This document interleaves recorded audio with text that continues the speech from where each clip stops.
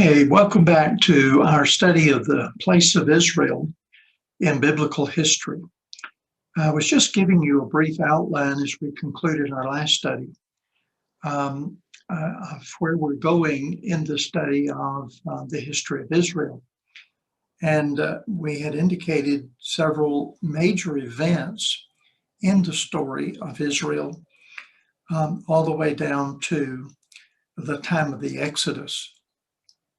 The Exodus, of course, is an extraordinarily important historical event in the nation of Israel, and early in the beginning of that tiny nation, with their freedom being given by the power of God, and their being released with great possessions, and now being, as Paul would say to the Corinthians, baptized in the cloud and in the sea, and that is unto the leadership of Moses. And so this is the beginning story of this nation. And they're receiving the law of Moses at the foot of Mount Sinai after encamped there for weeks, and now ready to go toward the promised land. I indicated earlier that had they been obedient to God, these Israelites could have entered into the promised land within weeks. But because of the disobedience, they wandered in the wilderness until that first generation died. And even Moses himself not being permitted to enter into the land that they had been promised. Only two, Joshua and Caleb, were allowed among that first generation to enter. And so a very stormy beginning, to say the least, for the nation of Israel. And to fulfill what they were called to do by God, and that is to be a light to the nation, to make known the knowledge of the true God to a polytheistic world. We also mentioned last time the united Israel under Saul, David, and Solomon, these three kings.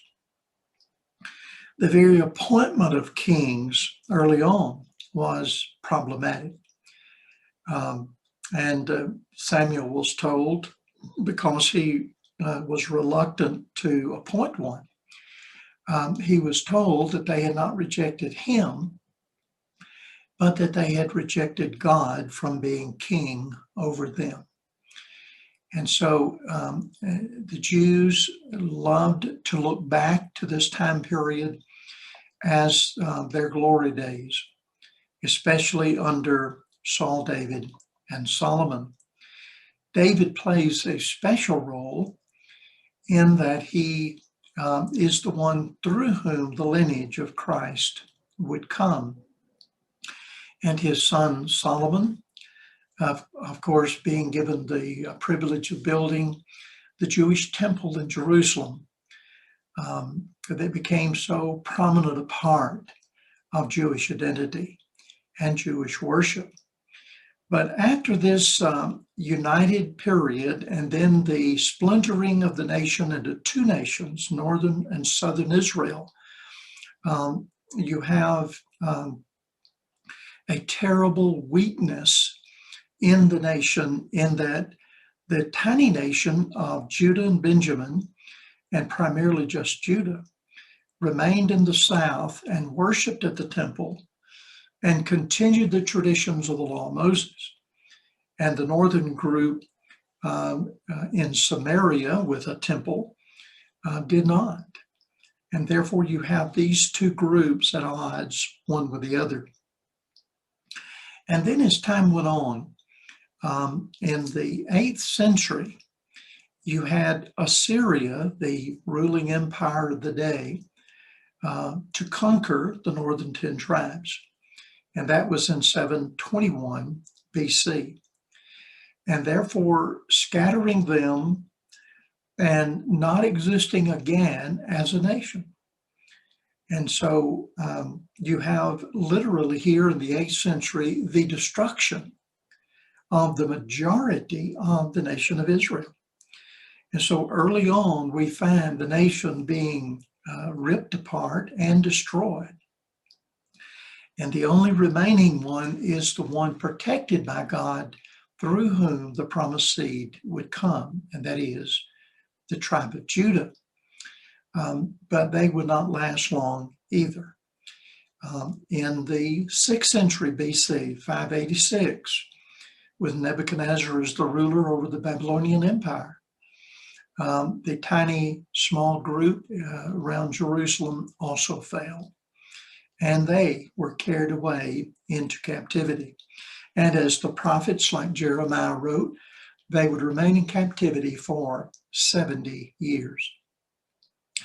And they would begin to come back in different groups, but they would begin to come back in 536 BC. And they would rebuild the temple under Zerubbabel. Several that assisted at that time period, prophets prophesying concerning their work. So the nation would, in a small measure, come back. A lot of the prophets during this period, minor and major, they are giving guidance to this small group about what they should do, how they should correct matters. But in their writings, they began to refer to this small group that came from captivity in Babylon as the remnant. Remnant theology is a major part even of the writings of Paul, for example, in the New Testament of the book of Romans.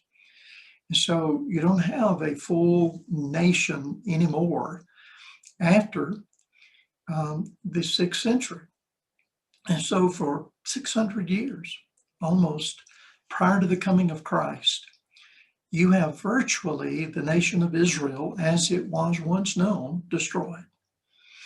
And only a few that would remain to fulfill the promise of God that the promised Messiah would come.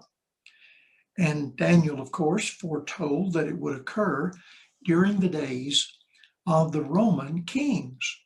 And you remember the 4 major kingdoms that he mentioned from Babylonian's day, from Nebuchadnezzar's rulership and reign, all the way down to the time the kingdom of Christ would be established. And that is from Babylon to the Medes and Persians, to the Grecian Empire under Alexander the Great, and then number 4, the Roman Empire. Time period, of course, of the New Testament. But it would be in the days of these kings, of the Roman kings, the God of heaven would set up a kingdom which would never be destroyed. And so that's the reason for this teaching by Daniel, who was in captivity in Babylon, that as time goes forward, God would set up his kingdom. And that kingdom, as Jesus would say to Pilate, my kingdom is not of this world. If it were, my disciples would fight and I would not be delivered to you. And so Jesus' kingdom that he came to establish was never intended to be a political kingdom. It was never to be embraced within the nation of Israel. But we'll get more to that later. But therein lies one of the great differences among Protestants, particularly where you have the evangelicals emphasizing the prominence of the political nation of Israel, even to this day. And yet you have, in the face of all of that, the New Testament teaching of the spiritual nature of that kingdom. But what's important for us now is to note the time period in which it would be established, and that is during the days of the Roman kings. And that's exactly what happened. And so you have Israel continued in remnant form from the 6th century down to AD 70. AD 68 to 70 under Titus and his father Vespasian. These two are conquering this small existence of the Jewish nation and setting up governors over various parts of it to keep them in subjection. And so for a large portion of the life of the nation of Israel, they have been in bondage. And when Jesus spoke concerning spiritual bondage, the Jews' misunderstanding said to him, what is it that you're talking about? He said, we have never been under bondage to any man. Oh, but yes, they did. They had been under bondage nearly to every existing power around them at one point or the other, and especially those world powers like the Egyptians, under whose umbrella they were birthed. And after that, these two great onslaughts, with the northern tribes being destroyed by Assyria and the southern kingdom by Babylon in the 8th and 6th century, respectively. And then coming all the way down to the New Testament period, you have that small group remaining there around Jerusalem, waiting for the Messiah to come. And of course, with Jesus' birth and the announcement of it in Matthew 1 and in Luke chapter 2, you have the fulfillment of much of what had been going on before through the voice and preaching, writing of the prophets of God.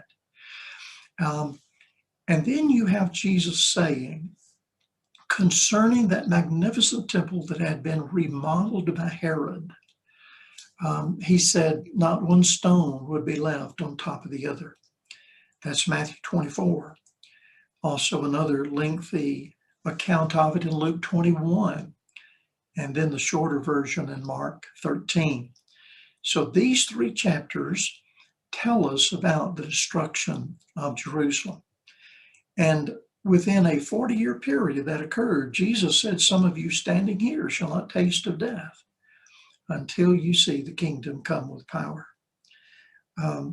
So this powerful onslaught by the Romans, bringing to an end the nation of Israel from its beginning in the days of Levi and Moses and Aaron, there, the beginning from 1450, 1500 BC, down to AD 70, bringing that nation to an end and not existing again until you reach the modern state of Israel, which occurred on May 14th, 1948. And I want to say a little bit more about that. And especially to point out here a tremendous gap from the ancient Israel that exists in biblical days and modern day. And the ancient would be, again, from about 1500 BC to AD 70. So 1570 years approximately for the existence of that small nation.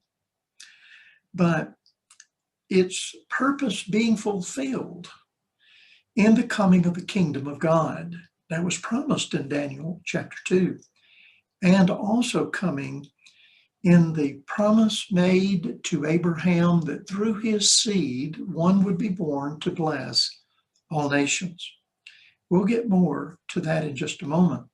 But I want to note with you that AD 70, the fall of Jerusalem, is a marker in biblical history that is remembered as the ending of the political state of Israel in biblical days, and that it does not exist again for nearly 1900 years. And remember what preceded this, 1948, this modern state of Israel. What preceded it was this terrible incident in the history of Israel, especially concerning their people, the Jewish people in Europe, and what happened during the days of Adolf Hitler, the democratically elected president of Germany. in that they were going to give a final solution, as they called it, to the Jewish problem. And by the way, their purpose was not only to destroy the Jews, but also to bring Christianity to an end. They saw them as being joined, and that in destroying one, you should destroy the other, and that would be the end of it, and that they would hear no more of Christianity, and they would hear no more from the Jews. And so there's a hatred there, an animosity, a worldwide goal here to become the ruling race, the super race. Others had similar aspirations, and they too failed.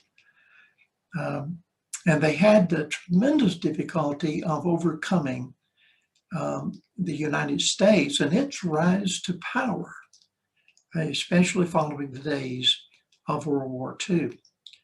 But back to this incident of the final solution of the Jewish problem of exterminating the Jews, in which 6+ million Jews, the numbers keep increasing. When I was in school, that's what we were taught, 6 million plus 3 or so, 3 million others from other nationalities.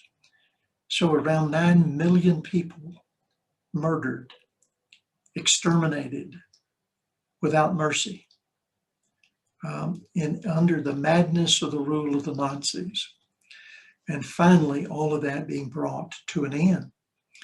By the way, just a word here about Holocaust, a word that Jews do not like and do not like to use for good reason.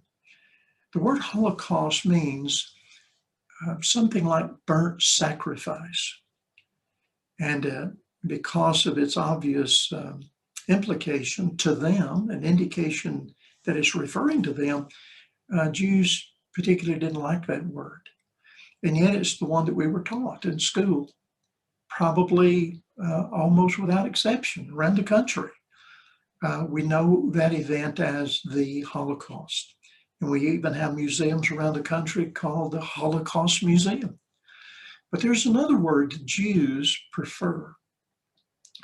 And it is the word Shoah, as I have indicated here on the slide, S-H-O-A-H. The word Shoah means something like whirlwind of madness. And it refers to the madness of the Nazis, the madness of Hitler, and what in the world they were doing.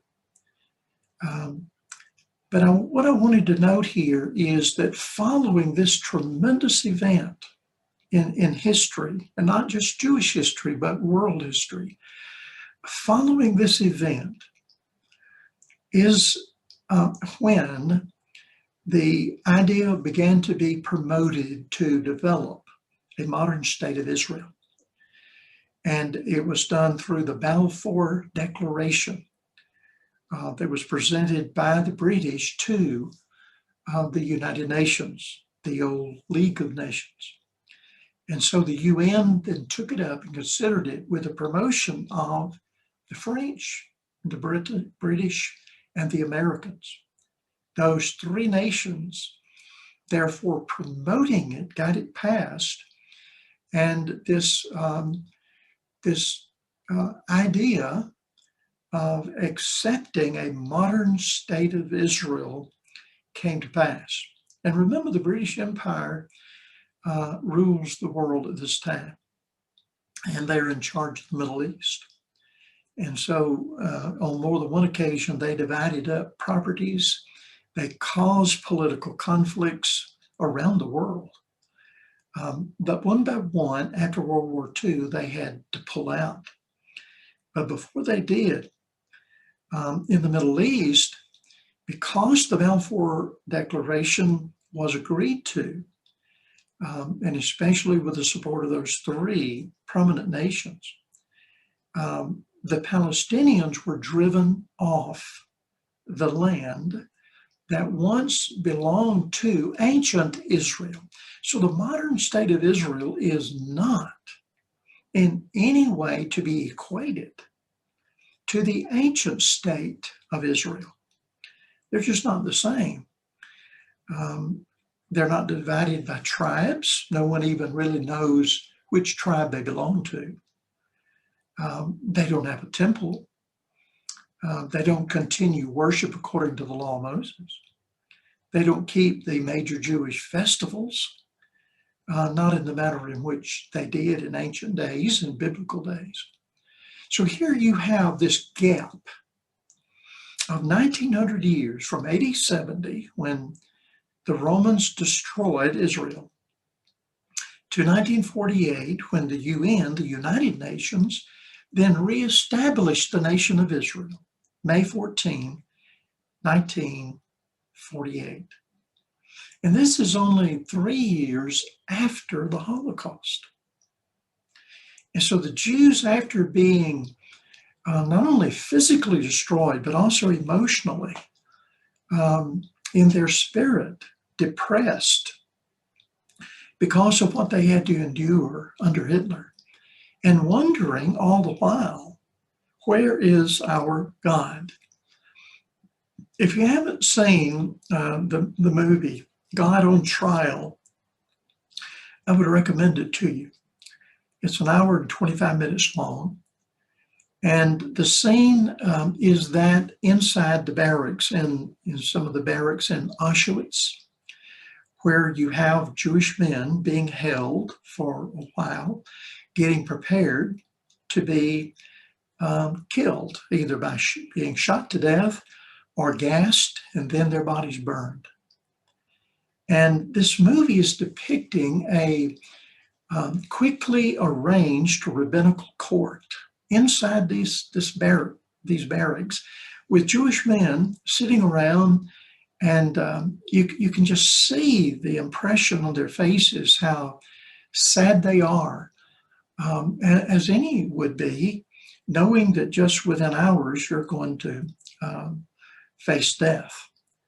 But they're pondering beyond their individual deaths what has occurred to them as a people, that they have been opposed, and seemingly successfully, with no one caring, and that thousands upon thousands are being killed.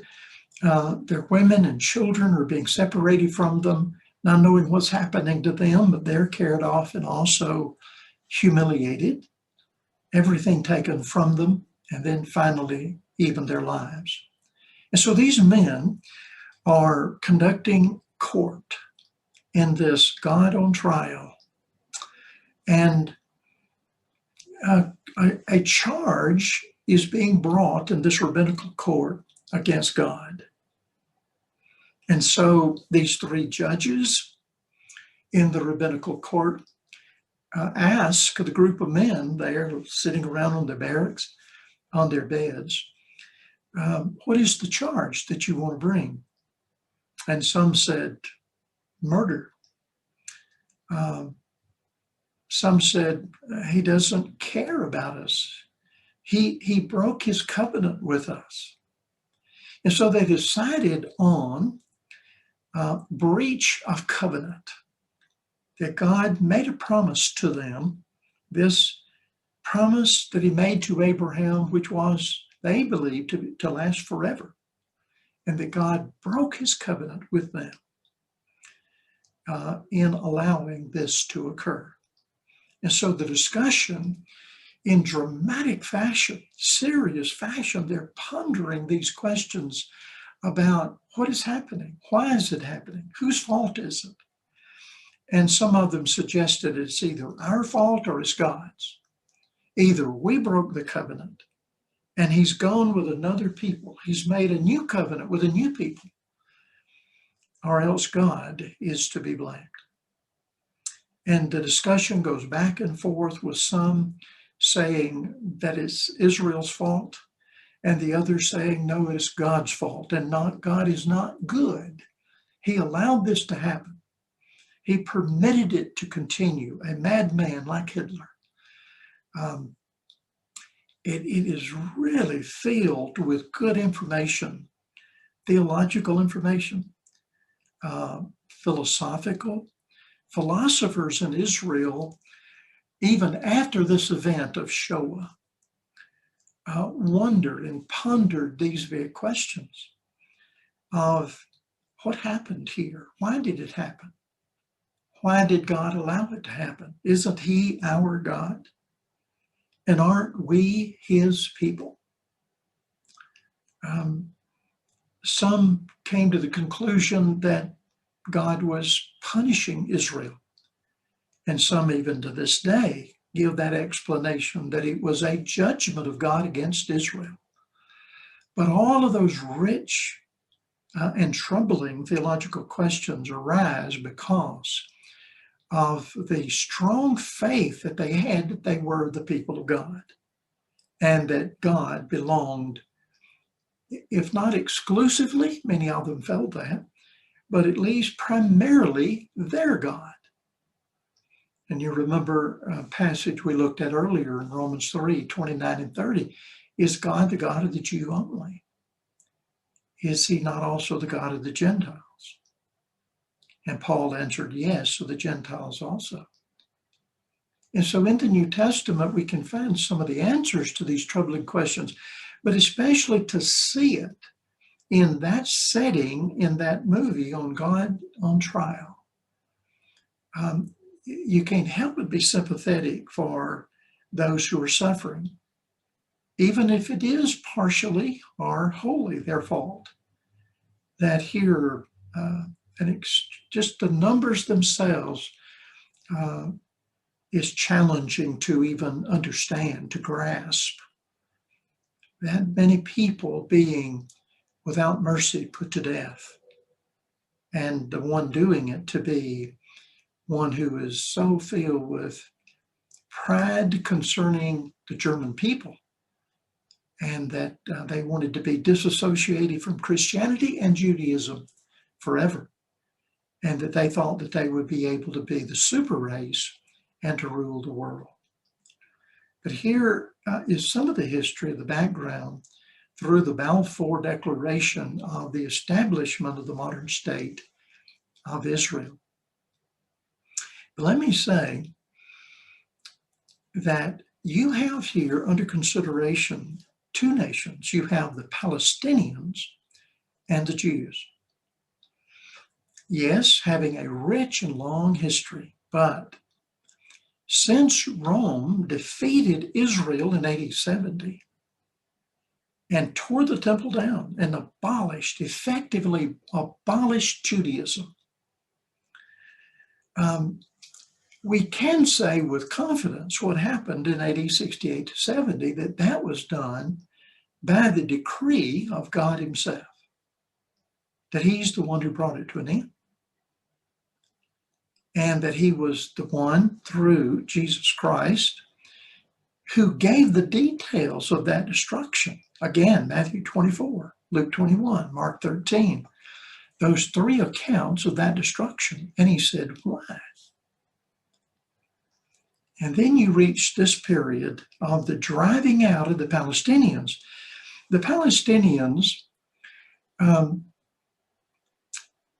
went into the land in the vacuum caused by the overthrow of Israel. And with that, Arabs filled in. And so you have for 1900 years, people going about building families, building their lives, cultivating the land, building businesses. And now, by an act of the UN, you have the Palestinians driven out. Again, by the power of the UN, but also by the power of the world power of that day, which was the British. And therefore, this present-day conflict existing between the Palestinians and Israel, the grievance on the part of the Palestinians is that was our land. We farmed it, we cultivated it. We developed it over 1900 years. It not only belonged to my family, but my parents and grandparents and great-grandparents before them. and that the Jews were not here. The land does not belong to them. It belonged to us. And that's the reason for William Baker's book titled The Theft of a Nation. That is, that you have Palestinians driven out. That's the reason for their grievance to this day. They feel that the land was theirs, rightfully, and that they had held that land for 1900 years. And now, by a single act of the UN, you have a new state of Israel, a modern state of Israel. The claim of the nation of Israel, modern state of Israel, is that they have a divine right to it, that God promised it to them, to Abraham, and that they say that the Bible maintains that the land still belongs to them to this day. And so you have two very opposite arguments. One saying that Israel has a right to the land, a spiritual, biblical right to it by the decree of God. And the Palestinian says the land belonged to us. And for 1900 years, for even a longer period of time than the nation of Israel even existed under Moses. And that they had it because the Romans defeated Israel and drove them off, and that by the decree of God. And so you have two very opposite viewpoints going on here. And one administration in the United States after the other has chosen one or the other of those two sides.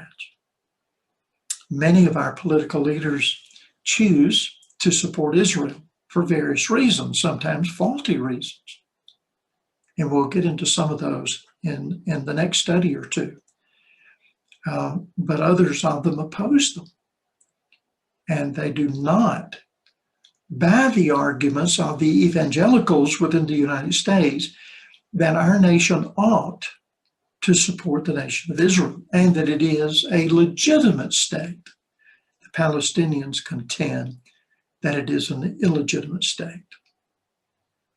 So I know we've rushed to get the broader picture before us, but we'll go back and pick up some of the details in additional studies.